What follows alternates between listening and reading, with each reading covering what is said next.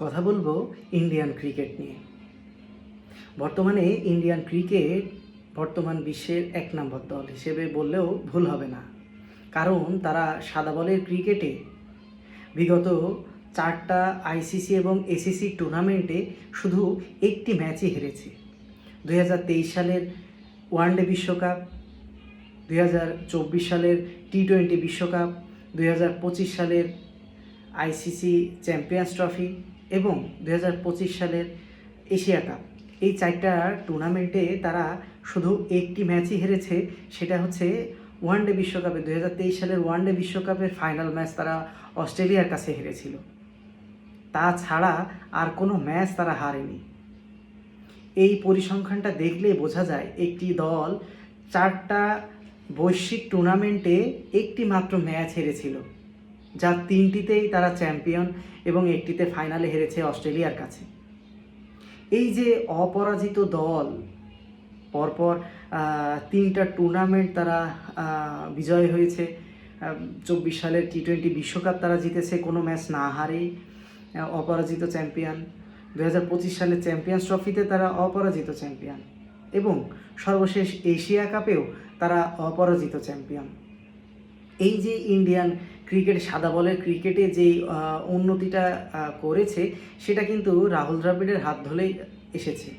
যখন সৌরভ গাঙ্গুলি প্রেসিডেন্ট ছিলেন বিসিসিআইয়ের, সেই সময় কিন্তু রাহুল দ্রাবিড়কে গাঙ্গুলি এনসিএ এর ন্যাশনাল ক্রিকেট একাডেমির ভারতের তার দায়িত্ব দেওয়া হয় রাহুল দ্রাবিড়কে। রাহুল দ্রাবিড় কিন্তু প্রথমে এসে দেশের বিভিন্ন জায়গার থেকে তারা বিভিন্ন কোচ নিয়ে তারা কিন্তু কোচদের ট্রেনিং দিয়েছে। আগে তারা করেছে কি, কোচকে আগে কোয়ালিটি সম্পন্ন কোচ তৈরি করেছেন এবং ওই কোচগুলোকে তারা মাঠ পর্যায়ে ছেড়ে দিয়েছেন। আমাদের দেশে এটা কিন্তু একেবারেই দেখা যায় না। আমাদের বাংলাদেশে যদি ভালো কোচ না থাকে, তাহলে খেলোয়াড় তৈরি করবে কিভাবে? বাংলাদেশে যে খেলোয়াড়গুলো আসে, একবার জাতীয় দলে চান্স পায়, তারপরে যখন বাদ হয় কোনো কারণে, একবার যদি দল থেকে বাহিরে চলে যায়, সে কিন্তু আর পরবর্তীতে কখনোই জাতীয় দলে ফিরে আসতে পারে না। এটা একটা খুবই দুর্ভাগ্যজনক ব্যাপার। একজন অভিজ্ঞ ব্যাটার বা অভিজ্ঞ বলার বা অভিজ্ঞ একজন খেলোয়াড় যদি কোনো কারণে দল থেকে ছিটকে যায়, ফর্মের কারণে হোক বা ইনজুরির কারণে হোক, সে কিন্তু পরবর্তীতে আর কোনোভাবেই দলে ঢুকতে পারে না বা আসতে পারে না।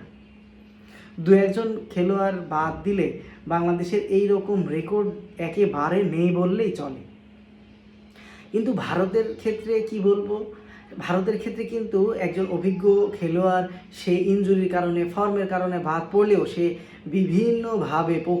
বিভিন্ন প্রক্রিয়ার মাধ্যমে সে ফর্মে ফিরে এবং জাতীয় দলেও ফিরে আসে।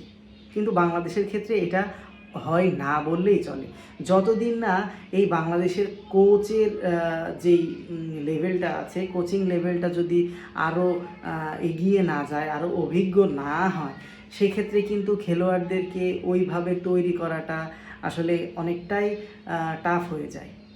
জাতীয় দলে এসে যদি একজন খেলোয়াড় শেখে, অবশ্যই শিখতে হবে, তবে যদি খেলাটাই শিখে জাতীয় দলে এসে জাতীয় দলে খেলে যদি তার ফর্মটা ফিরে আনতে হয়, তাহলে তো সমস্যা। জাতীয় দল তো ফর্ম ফেরানোর জায়গা নয়। জাতীয় দল এমন একটা জায়গা, পারফর্ম করার জায়গা। রাহুল বর্তমানে ভারতের অন্যতম সেরা খেলোয়াড়। সে কিন্তু মাঝখানে হারিয়ে গিয়েছিল ইনজুরির কারণে, ফর্মের কারণে, কিন্তু সে এমনভাবে ফিরে এসেছে, সে এখন বর্তমানে ভারতীয় দলে সে, আমি বলবো, 1 নম্বর প্লেয়ার। ব্যাটসম্যানদের মধ্যে সে 1 নম্বর প্লেয়ার।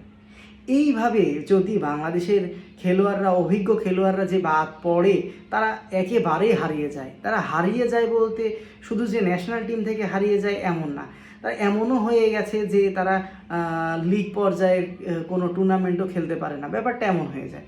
আসলে অভিজ্ঞ খেলোয়াড়রা যদি এভাবে হারিয়ে যায়, তাহলে তো জাতীয় দলে অভিজ্ঞ খেলোয়াড়দের সংখ্যা দিন দিন কমে যাবে এবং অভিজ্ঞতার যে আলোকে খেলাটা নিয়ে যাবে বা অভিজ্ঞতার কাজে লাগাবে, সেটা কিন্তু করা সম্ভব হয় না।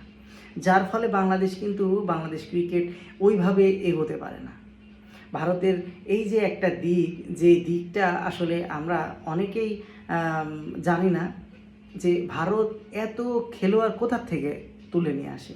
আসলে ভারত তুলবে না কেন? ভারতের প্রতিটা পর্যায়ে একদম মানে আন্ডার 15 থেকে শুরু করে জাতীয় দল পর্যন্ত তাদের প্রতিটা লেভেলের জন্য আলাদা আলাদা কোচিং সিস্টেম আছে। তাদের একদম লোকাল পর্যায়ে যে কোচ, এরাও কিন্তু মানে সর্বোচ্চ কোর্সটা করে এসেই তারা কোচিং করাচ্ছে। তাহলে একটা খেলোয়াড়কে কেন তারা টেনে তুলবে না? একজন অভিজ্ঞ খেলোয়াড় যখন ফর্ম হারিয়ে ফেলে, তাদেরকে ফর্মে ফেরানোও তাদের কাজ। বাংলাদেশে যদি এমনটা করা যায় বা এমনটা হয়, তাহলে কিন্তু বাংলাদেশ ক্রিকেটের জন্য অনেকটাই উপকার হবে। আপনাদের মতামত কমেন্টস বক্সে আশা করছি।